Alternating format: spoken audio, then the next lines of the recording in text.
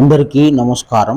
విద్య నేర్పిన గురుదేవుల పాదపద్మములకు శిరస్సు వంచి నమస్కరిస్తూ చెప్పబోయే విషయము అందరి బుద్ధికి సరిగ్గా అర్థం చేయించమని శరీర అధిపతి అయిన ఆత్మకు శిరస్సు వంచి వేడుకుంటున్నాను.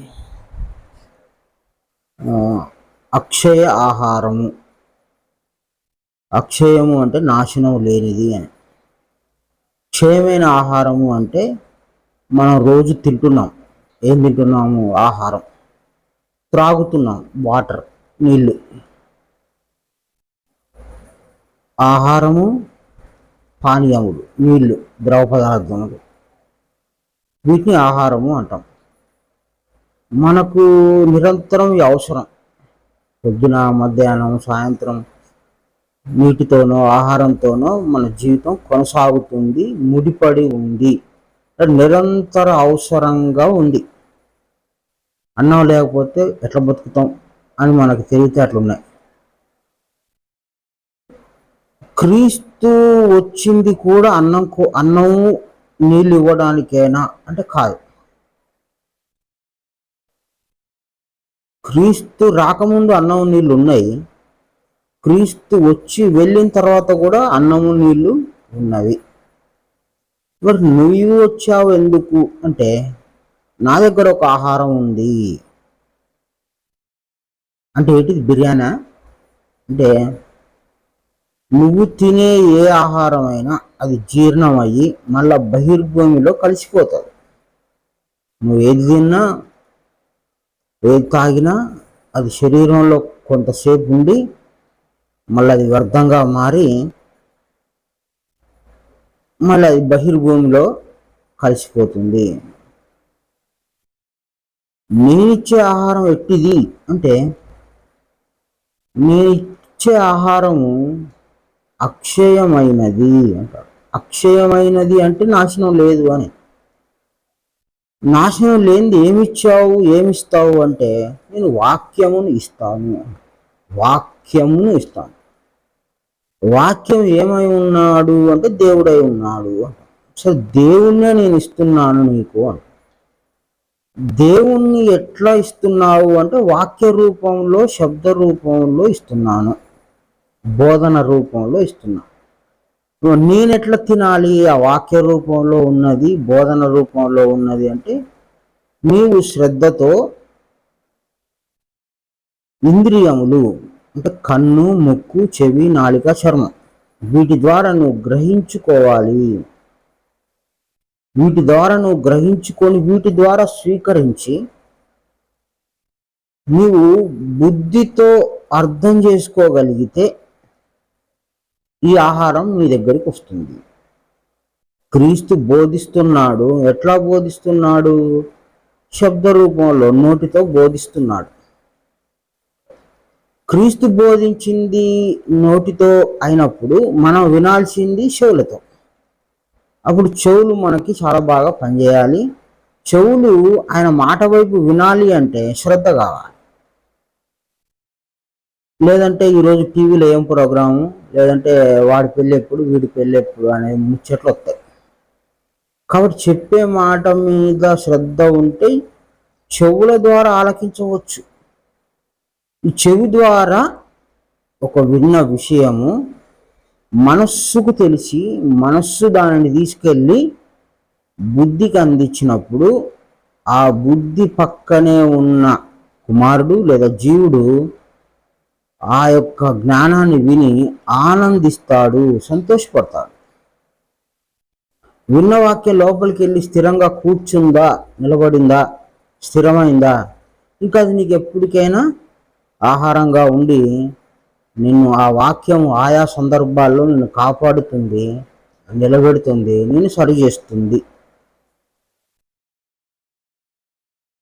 ఇది కూడా శరీరంలోకి చేరేదే కాబట్టి దీన్ని ఆహారము అని క్రీస్తు అన్నారు.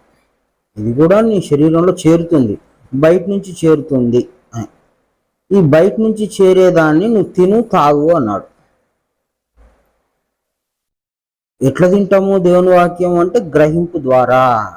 ఎవరైనా చెప్తుంటే వినికిడి ద్వారా, బుద్ధి ద్వారా ఇట్లా తినే వాక్యం ఇది. అంటే గ్రహించుకోవటం ఇది. ఆయన మనందరికీ అర్థం కావాలి అని మనకు చెప్పాడు.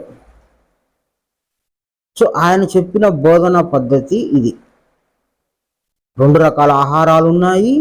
అవి ఒకటి అందరికీ తెలుసు, రెండవది చాలా కొద్ది మందికే తెలుసు. వాక్యం వింటూ ఉండాలి.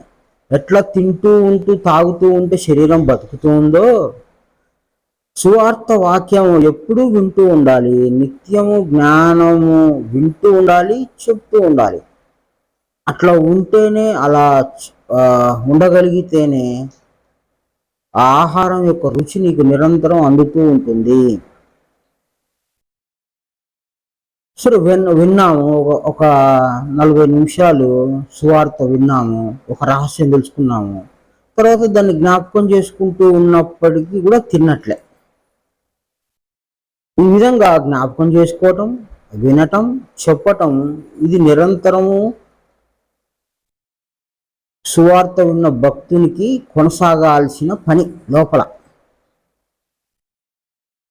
ఇప్పుడు క్రీస్తు శిష్యుల్ని కూర్చోబెట్టి ఇది నా రక్తము అన్నాడు. నా రక్తము అంటే రొట్టెను చూపించి రక్తం అంటాను, రొట్టెను చూపించి శరీరం అంటున్నావు, ద్రాక్షారసం చూపించేమో రక్తం అంటున్నావు, ఎట్లా అర్థం చేసుకోవాలి తండ్రి అంటే, నేను ఉపమానంగా చెప్తున్నా. ఉపమానముగా చెప్తున్నా, డైరెక్ట్గా చెప్పట్లేదు. నా రక్తము అన్నాను అంటే ఏంటిది అర్థం? ద్రాక్షారసాన్ని చూపించి ఇది నా రక్తం ఎట్లయితుంది? మీ శరీరంలో ఉన్నది రక్తము, ద్రాక్షారసంలో ఉన్నది ద్రాక్షారసమే. ఇది నా రక్తము అంటే మన దృష్టి అంతా ద్రాక్షారసం మీదకి పోవాలన్నా, మన దృష్టి అంతా శరీరంలో ఉన్న రక్తం మీదకి పోవాలా? ఒకవేళ ద్రాక్షారసం తాగిన అది స్థూలమైన ఆహారం, ఆ తెలివితేటలు మనకు ఉన్నాయి కదా. అట్లనే శరీరం లోపల ఉన్న రక్తం కూడా స్థూలం కనిపిస్తుంది. ఆ రక్తము డైరెక్ట్ తాగటం కుదరదు. తాగే కూడా ఉంటాయి జంతువులు కదా. జంతువులు, సింహము రక్తం తాగుతుందంట, కొన్ని తోడేళ్ళు అవి రక్తం తాగుతాయి. అట్లనే రక్తం తాగే వాళ్ళు కూడా ఉంటారు. రక్తాన్ని వండుకొని తిని వాళ్ళు ప్రత్యేకం. అట్లా తిన్నా మళ్ళీ అది ఈ బయట స్థూలమైన ఆహారమే అవుతుంది. స్థూలమైన ఆహారం అది శరీరంలో చేరి మళ్ళీ బహిర్భూమిలో కలిసిపోయేదే అట్లా చూసిన.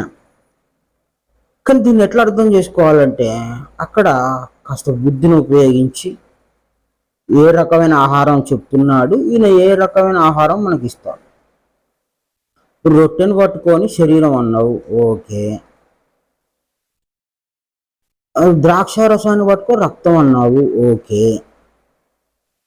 మరి దీన్ని ఎట్లా అర్థం చేసుకోవాలి తండ్రి అని మనం ఒక శిష్యులుగా క్రీస్తుని అడిగితే, నేనేమై ఉన్నాను అంటే, నీవు దేవుడై ఉన్నావు, వాక్యమై ఉన్నావు, ఓకే. మరి నేను వస్తే ఏమి ఇస్తా అనుకుంటున్నావు? నువ్వు వాక్యమే ఇస్తావు, ఎందుకంటే నువ్వు చెప్పేదే వాక్యము. సువార్త నిండా వాక్యాలే ఉన్నాయి కాబట్టి వాక్యమే ఇస్తావు. ఆ వాక్యం నిన్ను ఎటు చేరుస్తుంది? మోక్షాన్ని చేరుస్తుంది. కాబట్టి నేను నీకు ఏమి ఇస్తే నువ్వు మోక్షానికి వస్తావు? వాక్యం ఇస్తే. వాక్యం తోడుంటే ఎవరు తోడున్నట్టు? దేవుడు తోడున్నట్టు. కాబట్టి నీ ద్రాక్ష రసం తాగండి అంటే, నా రక్తాన్ని తాగండి అంటే నువ్వేమని అర్థం చేసుకోవాలి? వాక్యాన్ని తాగండి అని. వాక్యం ఏ రూపంలో తాగుతావు? వినుట ద్వారా, గ్రహింపు ద్వారా, బుద్ధి ద్వారా, ఓకే. శరీరం అంటే ఏంటిది అంటే, శరీరం లోపల అనేకమైన విడి భాగాలు ఉంటాయి. అంటే లోపల చాలా పని ఉంటుంది. కాళ్ళ దగ్గర నుంచి పైదాకా అంతా కప్పుకొని శరీరము అంటాం. అంటే శరీరం ఎట్లా నిలబడి ఉందో ఒక యంత్రాంగము, ఒక పరిపాలన వ్యవస్థ, అదంతా కలుపుకొని శరీరము అంటాం.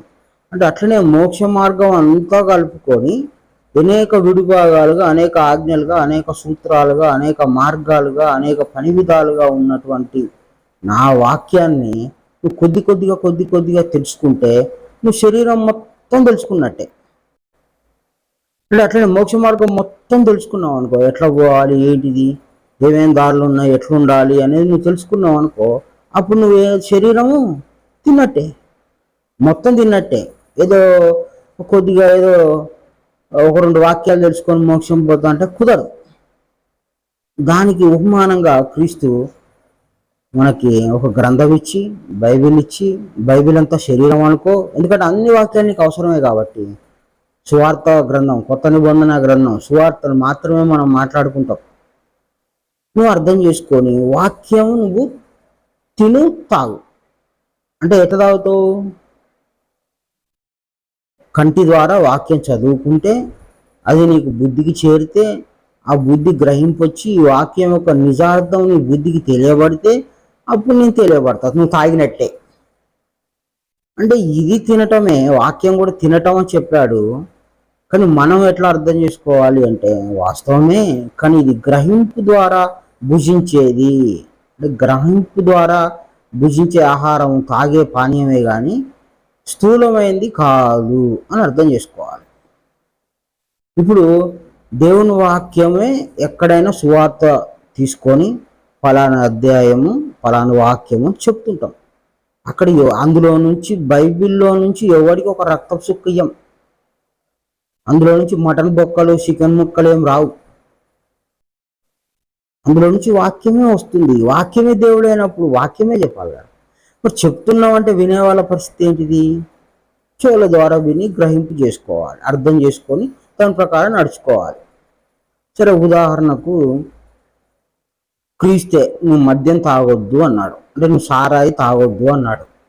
ఆల్రెడీ ఒకటి తాగుతాడు, ఆ సంఘంలో ఒకటి తాగుతాడు, విన్నాడు. విని క్రీస్తు చెప్పాడు, గురువు చెప్పాడు, అంత పెద్ద ఆయన ఎందుకు చెప్పిండో ఏమో అని సారా తాగకుండా ఉండటానికి ప్రయత్నం చేస్తున్నాడు. సారా కొట్టు దాకా పోయినా, తండ్రి మరి నేను నీ మాట నిలబెట్టుకోలేకపోతున్నా, నాకు ఇటే ధ్యాస అటే వెళ్తుంది, నీ మాట నిలబడాలి, నీ చిత్తం నెరవేరాలి అంటే నేను తాగకూడదు అని దేవునికి ప్రార్థించుకొని వేడుకొని అటువైపు పోకుండా ఆ బలం, దేవుడి బలాన్ని ఎక్కువ ఉపయోగించుకొని దేవుని మాట నెరవేరాలని అటువైపు సారాయి కోరిక లాగుతుంటుంది, ఇటువైపు దేవుని వాక్యం లాగుతుంటుంది. కానీ నేను దేవుని వైపే ఉండాలనే బలం పెట్టుకోవడం వలన వాడు అటు తాగకుండా ఇటు వచ్చేస్తాడు. అంటే దేవుని మాట నెరవేరింది, దేవుని మాట వాడిని తాగకుండా చేసింది, దేవుని మాట వాడిని కాపాడింది, దేవుని మాటే వాడిని తిప్పి, వాని బుద్ధిని తిప్పి, వాని మనసుని తిప్పి, వాని శరీరాన్ని తిప్పి అది తాగకుండా, ఆ చెడ్డ అలవాటు వైపు పోకుండా తీసుకొచ్చింది. ఆ పాపం లేకుండా కొట్టేసింది, ఆ పాపం వాడిని జోలికి పోకుండా వాని దారి మార్చింది. వాక్యం మార్చాల్సిందే. కాబట్టి వాక్యము ఎంత జాగ్రత్తగా అర్థం చేసుకుంటామో అది ఎంత ప్రాక్టికాలిటీ, సాధనలో ఎంత దాన్ని నెరవేర్చుకుంటాము అనే దాని మీదనే ఉంది. కానీ ఇంకొక రకంగా అర్థం చేసుకోకూడదు. కొంతమంది అంటారు యేసు రక్తంలో కడగబడాలి అంటారు. యేసు రక్తంలో కడగబడాలని చెప్పినోడే కడగబడాడు. ఎందుకు? మనకు ఎవడైతే బోధకుడు చెప్తున్నాడో వాడే కడగలేదు. వాడిని కడగాలంటే దగ్గర దగ్గర ఎన్ని లీటర్లు కావాలి రక్తం? ఆ రక్తం ఎవరు ఇవ్వాలి? క్రీస్తు రక్తంలో కడగబడాలి. క్రీస్తు ఎప్పుడైనా అంత రక్తం ఇచ్చిండా? పోనీ యోహాన్ గారు కానీ, మత్తయ్య గారు కానీ, మార్కు కానీ, లూకా గారు కానీ, ఎవరు ఏ శిష్యులైనా అలాంటి పరిస్థితి ఎప్పుడైనా జరిగిందా? గొర్రెల పాస్టర్లు చెప్తే భక్తులు కూడా గొర్రెలు అయిపోయి అదేందో జనగణమన వాడినట్టు యేసు రక్తంలో కడగబడాలి, దేవుడు మోక్షం ఇస్తాడు, ఇట్లాంటివన్నీ గడగడ చెప్తుంటారు. ఏం రక్తంలో కడగబడాలంటే అయిపోయిందంట. బాప్తిస్తం తీసుకున్నవాడు రక్షించబడి, నీళ్ళల్లో ముంచితేనేమో బాప్తిస్తాము, మరి రక్తంలో కడగబడి అంటున్నారు. చెప్పేటోడు కడుక్కోలే, వీళ్ళు కడుక్కోలే. సరే, యేసుక్రీస్తే 1 లీటర్ రక్తం ఇచ్చిండు, ఆ రోజే ఇచ్చి దాన్ని పూసుకున్నావు అనుకో, కడగబట్టం అంటే పూసుకున్నావు, ఎడమ ముఖానికి పూసుకున్నావు అనుకో, ఏమవుతుంది? నీ బుద్ధికి ఏమన్నా జ్ఞానం వచ్చిందా? నీ జీవితం ఏమైనా మారిపోతుందా?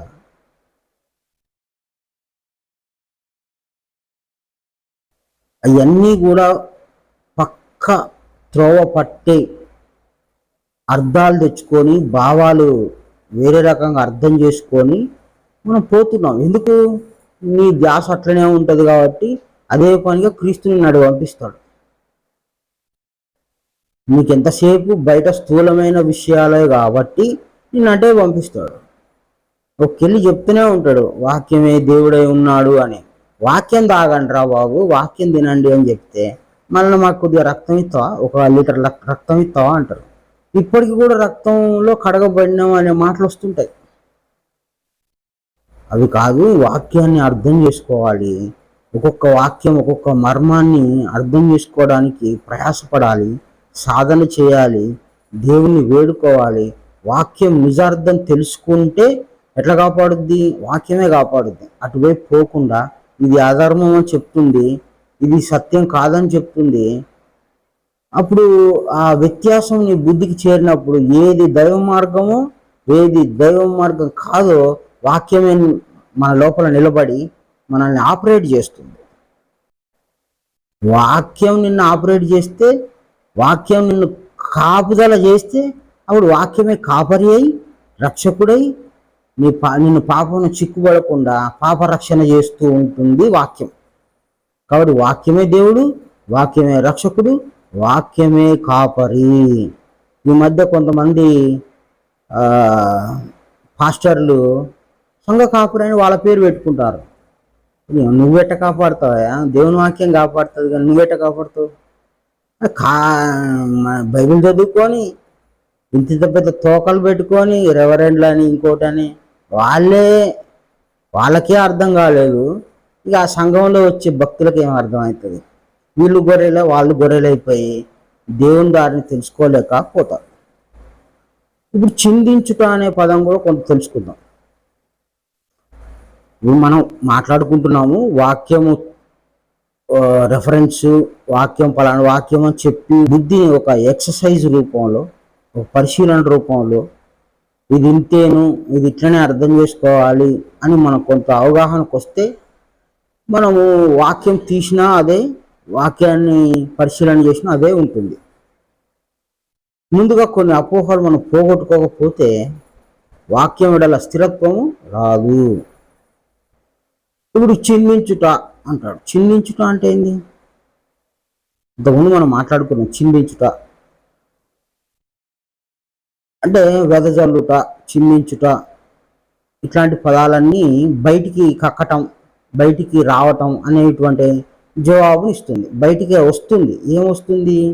దేవుని వాక్యం వస్తుంది. ఎవరి ద్వారా? క్రీస్తు ద్వారా వస్తుంది. క్రీస్తు ద్వారా బయటికి వచ్చిన వాక్యము అనేకుల కొరకు చిందించుచున్నా. ఈ వాక్యం ఒక్కనికే కాదా బాబు, మొత్తం సర్వమానవాళికి చిందించుచున్నా. నా అంటే దేవుడు, నిబంధన బంధనం లేనిది అంటే కట్టివేయండి, పాపమును చిక్కుబడింది, నిబంధన రక్తము. రక్తం అంటే జ్ఞానము అని అర్థం. మరి ఆయన కొద్దిగైనా నీకు సాటి చెప్పకుండా నీకు పరలోక రాజ్యం అంటే చెప్తాడు? కొద్దిగా కూడా మరుగు చేయకుండా, కొద్దిగా కూడా ఉపమానం చెప్పకుండా, సాటి చెప్పకుండా పరలోక రాజ్యం ఇంతవరకు ఎవరు చెప్పలేదు. కాబట్టి నిబంధన రక్తము అంటే వీళ్ళు శరీరంలో ఉన్న రక్తంలో కడగబడాలి అనుకుంటా ఉంటారు. ఈ గొర్రెలు అట్లనే ఉంటారు. రోషం తెచ్చుకోండి. మమ్మల్ని గొర్రెలు అంటారు అంటే వేరేవాడు అనేవారి కంటే బైబిల్ చదువుకున్న మనమే పరిశీలన చేసుకొని మనమే సరి చేసుకొని వాక్యం వెడల స్థిరమైన బుద్ధి కలిగి ఉండాలి. మనం మాట్లాడుతుంది కరెక్టేనా, మనం అంటుంది కరెక్టేనా, పలుకుతుంది కరెక్టేనా, ఇక్కడ ఈ వాక్యానికి ఇదే సరైన అర్థమా, ఇట్లా ఎందుకు తీసుకోవాలి అని చర్చ పెట్టుకోండి. వాడు చెప్పేటోడే, మనం వినేటోడే, వాడు పైనే మనం కిందనే. ఇట్లా చేసి పెట్టిర్రు. మొత్తం పాస్టర్ల సంఘం అని పెడతారు. పాస్టర్ల సంఘం ఏందా? అందరికీ ఒకే రకంగా దేవుని వాక్యం అర్థమైందంటే అందరికీ ఒకే రకంగా అర్థమైన వాళ్ళందరూ గుంపు. అందరికీ ఒకే రకంగా అర్థమైతే వాళ్ళందరూ ఒక దగ్గర ఉండి గుంపు అవుతారు. ఒకరికి మాత్రం ప్రత్యేకంగా అర్థమైంది అనుకో, ఆ గుంపులో ఉన్నాడు. ఎందుకు? రక్తం అంటే ఇట్లాంటి అర్థం చేసుకోవాలి అని వాళ్ళ గుంపులో గలవాడు. ఈ విధంగా ఆ గుంపులో నుంచి వెలేసేది కూడా వాళ్ళే, కలుపుకునేది కూడా వాళ్ళే. కాబట్టి ఆ, వాక్యం కొరకే మనం ఏకీభవం అయి ఉన్నాం కాబట్టి, వాక్యం కొరకే మనం ఒక దగ్గరకు వస్తున్నాం కాబట్టి ఆ వాక్యం మాత్రమే తిని తాగి వెళ్ళిపోవాలి. అంటే అందరి తలకాయలు ఒకటే అయినప్పుడు మళ్ళీ బోధకుడు ఎక్కడి నుంచి వచ్చిండు ప్రత్యేకంగా అని అంటే, ఇప్పుడు మేము కూడా బోధకులమే కాబట్టి ఇది ఇట్లా అర్థం చేసుకొని ఇట్లా సాధన చేస్తే దీంట్లో కొంత ఫలితం ఉందని అనుభవించి, ఓహో ఈ దారిలో ఉంటే ఈ విధంగా జాగ్రత్త చేస్తుంది వాక్యము, ఈ విధంగా దీనికి సంబంధించిన ఆనందము, దీనికి సంబంధించిన తేలికగా శాంతి లభిస్తాయి అని అనుభవించి ఈ దారి కరెక్ట్ అయినదే అని ఆ అనుభవపూర్వకంగా దీన్ని ఇట్లా అర్థం చేసుకోవాలని చెప్తే అది సరైన బోధే. అది కాకుండా అందరూ ఎట్లా నడుచుకుంటున్నారో మనం కూడా అట్లే నడుచుకోవాలి, అట్లే చెప్పాలని అందరూ బల్లారాధన అంటే మనం బల్లారాధన, గుడారాల పండుగ అంటే గుడారాల పండుగ, రొట్టెల పండుగ అంటే రొట్టెలకి ఏమైనా పండుగ ఉంటుందా? ఏదైనా జ్ఞానులు చేసే పనేనా? క్రీస్తుని అనుసరించే వాళ్ళు చేసే పనేనా అది? కనీసం ఒక ముఖ్యమైన వాక్యమే మనకు అర్థం కాలేదు. నిబంధన రక్తము అంటే బ్రతికున్నప్పుడే ఇది నా శరీరము, ఇది నా రక్తము, తినండి తాగండి అంటే సిలువలతో మేకులతో కొట్టించుకున్నాక మా కొరకే చచ్చిపోయింది అని చంపిందేమో మనుషులే, మళ్ళీ మా కొరకు చచ్చిపోయింది అంటారు. ఆ ఇజ్రాయెల్ దేశంలోనే కదా ఇప్పుడు జ్ఞానం దేవుడు చెప్పింది. అక్కడనే ఒక్క ముక్క అర్థం కాలే, ఇప్పటికి కొట్టుకొని చేస్తారు. శాంతి లేని దేశం ఏదన్నా ఉందంటే అదే. ఇక్కడికి వచ్చింది బైబిల్, ఇప్పుడు అర్థం కావాలి ఇక్కడికి. ఎందుకు? ఇక్కడ అర్థం చేసుకునే వాళ్ళు, దేవుని మీద ఆసక్తి కలిగే వాళ్ళు ఉంటారని బైబిల్ ఇక్కడికి వచ్చింది. ఇక్కడికి వచ్చినాక కూడా మనం ఆ లక్షణాలే తెచ్చుకుంటున్నాం. ఇజ్రాయెల్ దేశం గురించే మాట్లాడతారు, ఇజ్రాయెల్ దేశమే అంట, ఇజ్రాయెల్ కాపరి నీకు స్తోత్రం పాటలు కూడా పాడుతుంటారు. అంటే ఆయన సర్వమానవాళికి కాపరి అయితే, అంటే జ్ఞానం తెలుసుకున్నవాడికే కాపరి, మిగతా వాడికి కాదు. ఎవడైతే జ్ఞానం తెలుసుకొని దేవుని వాక్యం ప్రకారం నడుచుకుంటాడో వానికి మాత్రమే వాక్యము కాపుదలగా ఉంటుంది. వాక్యం కాపుదలగా ఉంటుంది. నా రక్తము అంటే నా వాక్యమే కాపుదల, నా రక్తము అంటే నా వాక్యమే మన పాపం నుంచి బయటపడేస్తుంది, మిగతా పడేయదు. వాని లోపల ఎవడైతే వాక్యం చదువుకొని వాక్యానుసారం నడుచుకుంటాడో ఆ వాక్యమే వాడిని రక్షిస్తుంది, వాక్యమే వాని పాపాలని తీసేస్తుంది. చాలా మంది సంఘంలోకి వెళ్తుంటారు, ఎట్టున్న కష్టాలు అట్నే ఉన్నాయి, ఎట్టున్న రోగాలు అట్నే ఉన్నాయి, ఎట్టున్న బాధలు అట్నే ఉన్నాయి, ఎట్లా వచ్చే కీడు అట్లా వస్తుంది, ఎట్లా పడే బాధలు అట్లా పడుతున్నారు. పేరు మాత్రం క్రీస్తుని నమ్ముకున్నాం అంటున్నారు. రకరకాల విచిత్రాలైన సమస్యలతో బాధపడుతున్నారు. ఆ సమస్యల్ని ఆధారం చేసుకొని పాస్టర్లు పాంప్లెంట్లో రకరకాలైనటువంటి స్వస్థతలను పెట్టి అభిషక్తులైన దైవజనులు చే ప్రార్థనలని, నూనెలు, ఇంకోటి ఖర్చీపులు అన్నీ అమ్ముకొని పెద్ద వ్యాపారం మొదలుపెట్టి పీరిగి ఎక్కడుంటే గ్రద్దలు అక్కడ పోయినట్టుగా రకరకాల లిస్టులు తయారు చేస్తున్నారు. ఆర్థిక సమస్యలు, మానసిక సమస్యలు, కుటుంబ సమస్యలు, విడాకులు ఇవన్నీ ఉన్నాయి కాబట్టి వీళ్ళందరూ మళ్ళా దాని మీద నేను ప్రార్థన చేస్తా అని వీళ్ళు ఇంకొక రకమైన పీడితులుగా అయిపోయారు. కాబట్టి వాక్యం దగ్గరికి ఎట్లా రావాలనో అట్లనే రండి, ఎట్లా చదువుకోవాలని అట్లా చదువుకోండి, ఎట్లా అర్థం చేసుకోవాలని అట్లా అర్థం చేసుకోండి. అది అది ఆ వాక్యం వచ్చిన తర్వాత మనల్ని ఏం చేస్తుందో గమనించండి. మనకి వాక్యం తెలియకముందు, తెలిసిన తర్వాత ఆ యొక్క అనుభవాన్ని జాగ్రత్తగా గమనించి ఇది సరైందా కాదా, దేవుని వాక్యం మన లోపలికి రావాలి. వచ్చినా అది నెరవేరలేదు అనుకో, ఇక్కడ ఏదో తప్పు అర్థం చేసుకున్నాము, ఇక్కడ ఏదో తప్పు నడవడికి ఉంది, ఇక్కడ ఏదో మనకి మేలు జరగట్లేదు అని దాని నిజమైన భావం కొరకు వెతకండి. దాన్ని సరిగ్గా అర్థం చేసుకుని సరిగ్గా పాటిస్తే తప్పకుండా దేవుని వాక్యమే మన పాపాలని తీసివేస్తుంది. సరిగ్గా అర్థం కాకపోతే తీసివేయదు. కనుక జాగ్రత్తగా దేవుని వాక్యం ఏదో, దేవుని వాక్యం కాందేదో, ఏ వాక్యం ఎట్లా అర్థం చేసుకోవాలో, ఎట్లా అర్థం చేసుకుంటే మనం బాగుపడతాం అట్లనే అర్థం చేసుకొని బాగుపడాలని కోరుకుంటూ అందరికీ నమస్కారం. గురు సమర్పణ.